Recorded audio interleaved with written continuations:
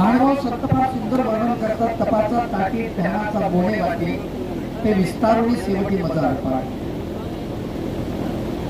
तपश्चर्या असावी लागते. त्या तपाच्या ताटामध्ये ध्यानाचं बोन, ध्यान म्हणजे प्रेम, भगवंताप्रती असलेलं प्रेम, ते प्रेम त्या ताटामध्ये अर्पण करावं लागतं आणि ते विस्तारुनी सेवकी मजा अर्पावी. परमेश्वराला अर्पण करत असताना परमेश्वराला अर्पण करण्याची एकच अशी वस्तू आहे, ती म्हणजे आपल्याकडे असलेलं प्रेम. याच्या व्यतिरिक्त आपल्याकडे काहीच नाही. सर्वज्ञ श्री चक्रवर्ती गुरुंनी जीवात्म्याबद्दल वर्णन करताना असं म्हटलेलं आहे की मर्म तुमच्या जीवात तुझे काही असेल आणि काही दिसते, मला काय आहे का तुझ्याकडे? कफनला तुम्ही करता काय आहे? काहीच नाही आपल्याकडे. कफनला दीन दरिद्री दुबळा काहीच नाही जीवात्म्याकडे. आपल्याला जे दिसतं सगळे वरवरचं आहे. पूर्ण चेहऱ्यावरचं सौंदर्य दिसतं हे वरचं आहे. कधी काळी ते दिसतं, नंतर ते सुकून जाणार आहे. थोडा वेळ सुगंध नाही का, विकोकर्माने फॅन लावली, बोलवली, लावलं, थोडा वेळ सुगंध, थोड्या वेळाने कुजट दुर्गंध, काहीच काही राहत नाही. ते लक्षात ठेवा. काही काळाची मर्यादा असते. काळ संपत चालला की चेहऱ्यावर झुरकुत्या पडत चालतात, डोळ्याला जाड भिंगाचा चष्मा लागतो, कंबर 90 अंशाच्या कोणामध्ये वाकल्या जाते आणि हातपाय लटकट कापायला लागतात, दात पडून जातात. रामदासांनी फार सुंदर वर्णन केलेलं आहे. म्हणजे जिव्हाची गोगडी कपडे कट करतली, दुर्गंधी सुटली तोंडी नाके श्लेष्माव आहे, मान कापे चळचळा, डोळे गळती भळभळा. अवघड वर्णन आहे, लक्षात ठेवा. दंत पाठी उखळली तेने डोळे खिंडी पडली, मुखी लाळ बोलू लागली दुर्गंधीची.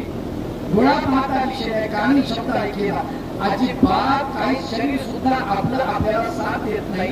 किती जरी माणसाने म्हटलं माझ्याकडे प्रचंड संपत्ती आहे, रावणाकडे प्रचंड संपत्ती होती, काही शिल्लक राहिलेलं नाही. लक्षात ठेवा.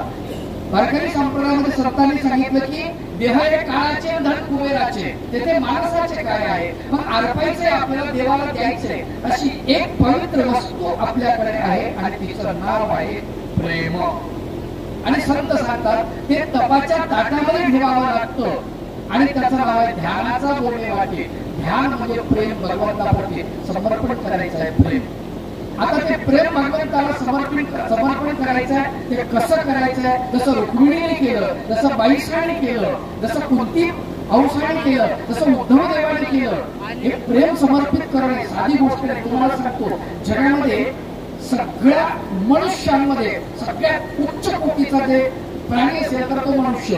म्हणजे 184 डोबळ मानानं आपण बोलतो, पण 83,99,999 योजनामध्ये एक योजनी म्हणजे मनुष्य योजनी, बाकी सगळ्या नरक योजन्या.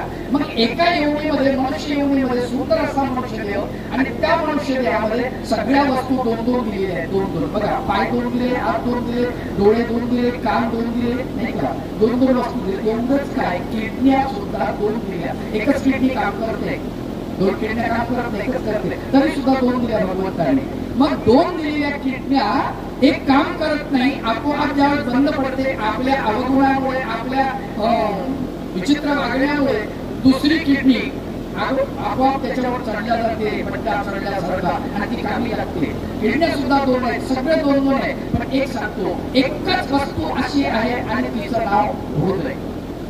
एकच आहे, तिचं नाव काय? हृदय. त्या वस्तूचं नाव आम्हाला हृदय मात्र एकच दिलं. तुम्ही विचार कराल का दिलं असेल, एकच का दिलं असेल? काय कारण आहे? कारण हे हृदय आपल्याला द्यायचं आहे. कुणाला द्यायचं आहे तुम्ही ठरवा.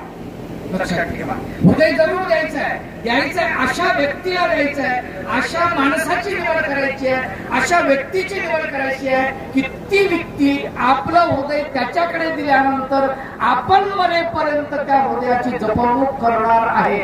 असा जगाच्या पाठीवर एकमेव म्हणजे भगवंत आहे, दुसरा कोणीच नाही.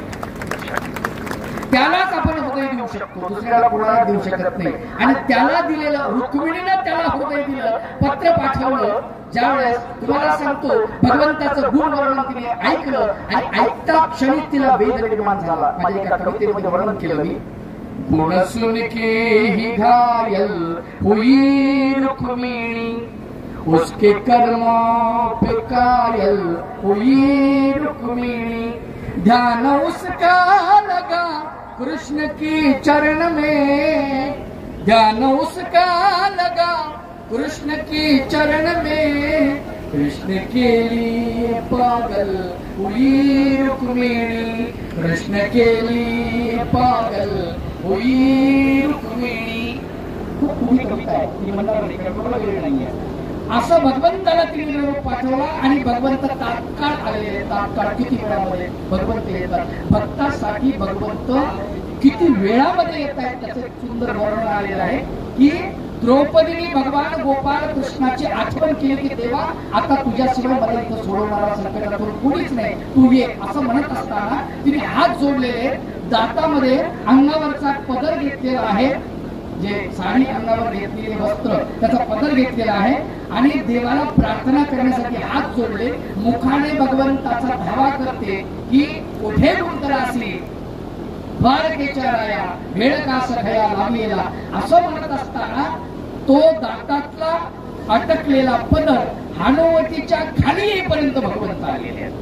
हनुवटीच्या खाली येईपर्यंत इतकं सुंदर वर्णन आलेलं आहे भागवतामध्ये. हनुवटीच्या खाली येईपर्यंत भगवंत हजर झालेले आहेत आणि त्या द्रौपदीची त्या संकटातून सोडवणूक केली. लक्षात ठेवा, मग आपल्या जवळ एकच वस्तू आहे, तिचं नाव त्या वस्तूचं हृदय. ते हृदय तुम्ही फक्त भगवंताला द्या.